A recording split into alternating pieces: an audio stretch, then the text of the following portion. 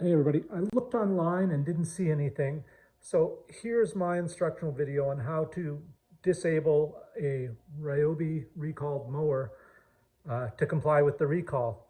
What they want you to do first is on the left-hand side as your face pushing the mower.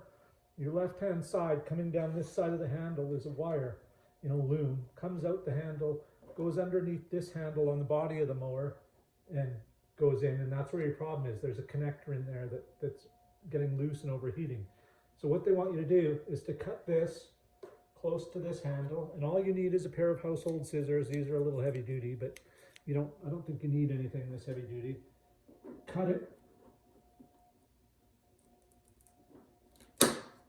There you go. Inside it looks like there's about 5 wires in there. And then they want you to cut it at the handle too. Now what they want you to have is about 4 to 8 inches of wire. They want you to cut 4 to 8 inches off so it can't be reconnected basically. You're disabling the mower. That's what they want. Rather than have you ship the mower all the way back or them ship it, whatever, they just cut it and then it's disabled, then dispose of the mower. So we'll just go with 6. Chop it right there. It's not that difficult to cut. It's not that thick. And so there we go. We got a little over, scissors there, a little over 6 inches. And I'll send them a picture of that. And what they also want is inside here, I'll take this off the stand and show you guys what else they need. They want you to take a picture.